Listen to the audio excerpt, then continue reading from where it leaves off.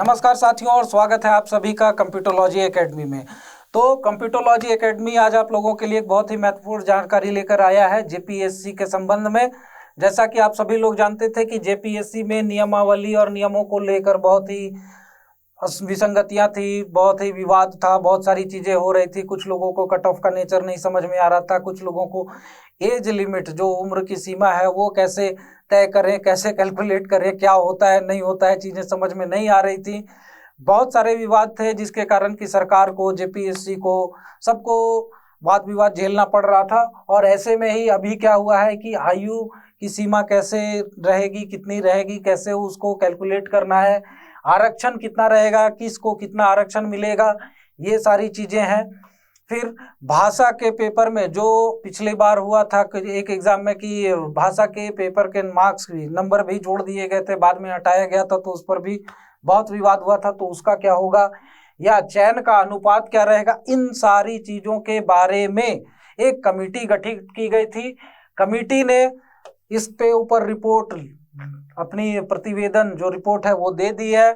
और 2020 से ही हम लोग सभी इस चीज़ की वेट कर रहे थे कि कब नोटिफिकेशन आएगा। तो अब जब प्रतिवेदन दे दिया गया है और सरकार की कमेटी, कैबिनेट ने, जो झारखंड सरकार की है, उसने इस रिपोर्ट को एक्सेप्ट कर लिया है। और इसके बाद यहाँ पर अब संभावना ये जताई जा रही है कि बहुत जल्दी नोटिफिकेशन जारी हो सकती है।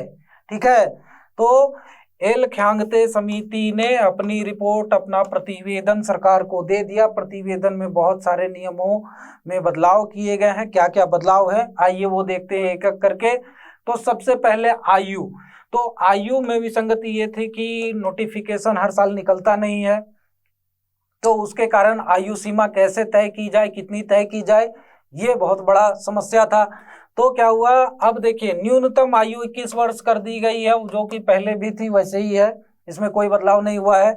और ये हर एक कैटेगरी के कैंडिडेट के लिए उतना ही है। सारे जितने भी परीक्षार्थी होंगे, किसी भी कैटेगरी के होंगे, उनके लिए 21 साल ही होगा। अधिकतम आयु सीमा जो सामान्य वर्ग हैं उनके लिए 35 वर्ष रखी गई है। और उसके बाद जो आरक्षण वाले वर्ग हैं उनके लिए अलग अलग आरक्षण के तौर पर अलग अलग आयु सीमा तय की गई है। लेकिन जो कट ऑफ की तारीख रहेगी, जो सीमा रहेगी तारीख की कि कब से इस आयु की गणना करनी है, वो क्या रहेगी, जिस वर्ष की अधिसूचना है उस वर्ष के 1 अगस्त को ही जो कट ऑफ डेट है वो माना जाएगा। कट ऑफ की तिथि मानी जाएगी 21 वर्ष या 35 वर्ष के बीच में। उस तारीख को 1 अगस्त को जो भी परीक्षार्थी हैं, जो एग्जाम में, परीक्षा में बैठना चाहते हैं, प्रतियोगिता में बैठना चाहते हैं, उनकी आयु इसके बीच में होनी चाहिए। ठीक है, चलिए अब अगर आगे बात करें न्यूनतम योग्यता अंक की। ठीक है, तो न्यूनतम योग्यता अंक हर एक एग्जाम में होता है, हर एक परीक्षा में होता है कि कम से कम इतना तो नंबर ला लो भैया, उसके बाद ही तो आप कम से कम ये चीजें समझेंगे कि हाँ आप भाई इस परीक्षा को पास करने योग्य हो। तो सपोज दैट अगर हम लोग ये मान लें कि 250 सीट है, लेकिन न्यूनतम अंक जो सामान्य वर्ग के लिए 40% होना चाहिए, उसके जगह पे अगर सामान्य वर्ग की 250 सीटों में से 220 लोग ही, 220 परीक्षार्थी ही 40% से ऊपर अंक ला सकते हैं, ला पाते हैं, मतलब सकते हैं, क्या करें, तो 220 को ही रख लिया जाएगा, बाकी सीटें खाली छोड़ दी जाएगी, उससे ज्यादा को नहीं लिया जाएगा। उसको यहाँ इस कट ऑफ मार्क्स को सामान्य वर्ग के परीक्षार्थियों को कम से कम 40% अंक लाने ही है, उसके बाद ही वो मेरिट लिस्ट में रह सकते हैं, नहीं तो वहां से ऐसे ही बाहर। कट ऑफ इसके हमेशा ऊपर ही रखा जाएगा, चाहे आप नंबर कितने भी कम ला लो, कट ऑफ उसके साथ नीचे नहीं जाएगा। ये सीधा सीधा कह दिया गया है। तो सामान्य वर्ग के लिए कितना है, 40% है। एसटी एससी वर्ग के लिए, अनुसूचित जाति और जनजाति के लिए कितना है, 32% है। बैकवर्ड क्लास 1 के लिए, कैटेगरी 1 के लिए, श्रेणी 1 के लिए क्या है, 34%। द्वितीय श्रेणी के बैकवर्ड क्लास के लिए कितना है, 36.5%। और अगर पर्टिकुलरली वल्नरेबल ट्राइबल ग्रुप की बात करें, जो कि विशेष रूप से जो आदिवासी जनजातीय लोग हैं जिनको की ज्यादा समस्याएं हैं, उनके क्लास के लिए, कैटेगरी के लिए कितना है, उस श्रेणी के लिए 30%। और यहाँ पर जो हम लोग आर्थिक रूप से जो पिछड़े वर्ग के लोग हैं जनरल कैटेगरी के, उनके लिए भी 40% ही है। भले आरक्षण मिल जाएगा लेकिन नंबर उतने ही लाने हैं भैया, ठीक है। तो चलिए 40% न्यूनतम मार्क्स लाने ही पड़ेंगे, बाकी इसके ऊपर का कट ऑफ ऊपर नीचे हो सकता है ईडब्ल्यूएस के लिए, मिनिमम तो उतना ही है, ठीक है। और एक चीज यहाँ पर यह बदलाव किया गया है कि जो भी परीक्षार्थी जो भी लाभ लेते हैं आरक्षण का, उनको फॉर्म भरते समय अगर उन लोगों ने भर दिया कि हाँ भैया हमको आरक्षण चाहिए, तो वो आरक्षित कैटेगरी में ही, आरक्षित श्रेणी में ही रखे जाएंगे। पहले की तरह नहीं होगा कि आप आरक्षण भी लेंगे और आपके ज्यादा नंबर आ गए तो आप सामान्य श्रेणी में ही क्वालिफाई कर दिया जाएगा और आरक्षण फिर और लोगों को दे दिया जाएगा। अगर सामान्य श्रेणी में आपको लड़ाई करनी है तो सामान्य रूप से भरिए आरक्षण, पहले ही मत लीजिए, आरक्षण का लाभ पहले ही हटा दीजिए, फार्म में ही नहीं भरिए। और अगर भर दिए तो भले आपके सबसे ज्यादा नंबर हैं, फिर भी आप आरक्षित ही श्रेणी में ही रहेंगे। तो ये चीजें यहाँ पर कर दी गई है कि आरक्षण का लाभ लेने वालों को आरक्षित श्रेणी में ही रखा जाएगा, ठीक है। ये एक बहुत महत्वपूर्ण बात है। और अगर भाषा के पेपर की बात करें तो भाषा के पेपर में सबको पता है कि हिंदी और अंग्रेजी भाषा का क्वालिफाइंग पेपर होता है, जिसमें से पास करना होता है।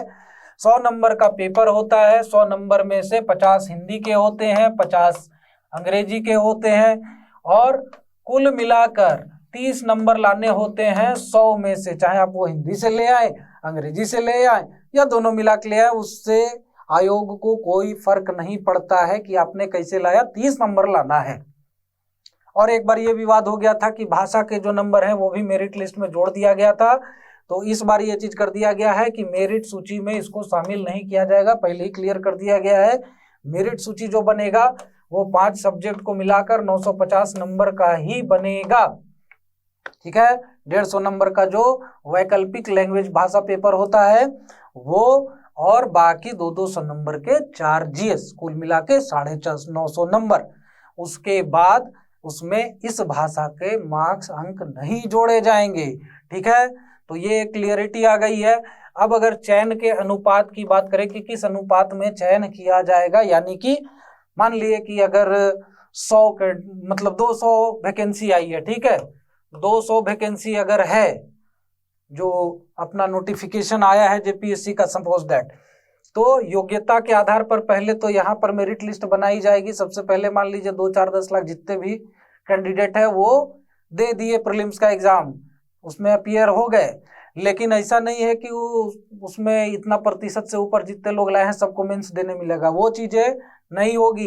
कुल रिक्तियां, जितनी वैकेंसी आई है, कुल रिक्तियों का 15 गुने अभ्यर्थियों को ही मेंस के लिए अर्हता प्राप्त करेंगे।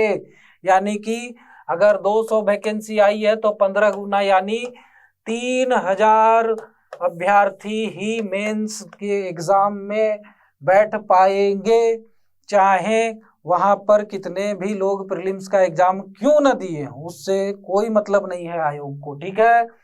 और दूसरी चीज क्या होगी, महिलाओं और विशेष रूप से विकलांग उम्मीदवारों के लिए क्षैतिजिक आरक्षण दिया जाएगा। यानी कि जो 15 गुना ये होगा, उसमें फिर आरक्षण के तौर पर जितने कैंडिडेट आए हैं, तो जनरल कैटेगरी के महिलाओं को जनरल कैटेगरी के अंदर ही अलग से एक आरक्षण दिया जाएगा, ठीक है। उसके लिए कोई भी आरक्षण के लिए अलग से विकलांग या फिर महिला श्रेणी के लोगों के लिए, अभ्यर्थियों के लिए नहीं बनाया गया है। वो अपने अपने श्रेणी में ही, चाहे सामान्य श्रेणी वर्ग के हो, चाहे आरक्षित वर्ग के हो, ओबीसी हो, एसटी एससी हो, जैसे भी है, वो अपने अपने श्रेणी में ही, अपने अपने कैटेगरी में ही अलग से उसी के अंदर आरक्षण पाएंगे, ठीक है। ये चीजें हो गई। और यहाँ पर जब साक्षात्कार के लिए जो अभ्यर्थी उनको बुलाया जाएगा मुख्य परीक्षा के बाद, मेंस के बाद, तो कुल जो मुख्य परीक्षा में बैठे हुए अभ्यर्थी हैं उनमें से सफल अभ्यर्थी कितने होंगे, 2.5 गुना अभ्यर्थी साक्षात्कार के लिए पात्र होंगे सामान्य वर्ग श्रेणी के कुल रिक्तियों की तुलना में। ठीक है, तो यहाँ पर फिर एक नया पेच फंसा दिए कि सामान्य श्रेणी के लिए जितनी रिक्तियां हैं कुल उसका 2.5 गुना बुलाया जाएगा साक्षात्कार के लिए, यानी कि मान के चलिए 2 गुना ही हो पाएगा लगभग। ठीक है, और अंतिम योग्य उम्मीदवार के अंक को ही कट ऑफ माना जाएगा। जैसे कि मान लीजिए कि 200 कैंडिडेट यहाँ पर मतलब कि 200 वैकेंसी है और अगर 750 अभ्यर्थी सामान्य वर्ग के परीक्षा को पास कर रहे हैं तो कट ऑफ मार्क्स जो 750वां अभ्यर्थी रहेगा उसके जितने अंक हैं उसी को कट ऑफ मार्क्स माना जाएगा। मान लिए कि 750वां अभ्यर्थी जो पास हुआ है उसके अगर 96 नंबर आ रहे हैं तो ये 96 नंबर सामान्य वर्ग के लिए कट ऑफ होगा। इस तरह से कट ऑफ डिसाइड किया जाएगा, तय किया जाएगा, तो वो ऊपर नीचे होता रहेगा अलग अलग हर साल एग्जाम में। उसका कोई फिक्स क्राइटेरिया नहीं रहेगा, कोई एक फिक्स नंबर नहीं दिया जाएगा कि इतना कट ऑफ रहेगा। ठीक है, वो हर साल बदलता रहेगा। ये चीजें हो गई। तो जानकारी यहाँ पर जो भी प्रतिवेदन दिया गया था एलख्यांगते कमेटी के द्वारा, तो ये सारी जानकारी आप लोगों को मिल गई और आप लोग अभी से तैयारी में लग जाइए क्योंकि बहुत जल्दी अधिसूचना जारी हो जाएगी। ठीक है, क्योंकि जो भी उसमें मुख्य मुद्दे थे वो अब यहाँ पर खत्म हो गए हैं। और ऐसी ही जानकारी के लिए हमारे फेसबुक और इंस्टाग्राम हैंडल पर हमें फॉलो करें। ये हमारा टेलीग्राम चैनल है, इस पर आप लोगों को बहुत सारी जानकारियाँ मिलती रहेंगी, पढ़ाई लिखाई से संबंधित स्टडी मटेरियल भी, अध्ययन सामग्री भी मिलता रहेगा। ठीक है, हमारे ऐप को, कंप्यूटरलॉजी ऐप को आप लोग गूगल प्ले स्टोर से डाउनलोड कर लीजिए। वहाँ पर आप लोगों को मासिक तौर पर हर महीने हिंदी और अंग्रेजी में समसामयिक की करंट अफेयर्स की मैगजीन मुफ्त में उपलब्ध है और भी बहुत सारी पढ़ाई लिखाई की चीज़ें मुफ्त में उपलब्ध है। मुफ्त में टेस्ट सीरीज भी वहाँ पर उपलब्ध है, एनसीईआरटी की और भी करंट अफेयर्स वगैरह की। बाकी अगर कोर्सेज आप लेना चाहें तो वो भी वहाँ से ले सकते हैं। वही सारी चीज़ें हमारी वेबसाइट पर भी उपलब्ध है। और ऐसी ही जानकारी भरी वीडियो पाते रहने के लिए हमारे चैनल को सब्सक्राइब कर लें।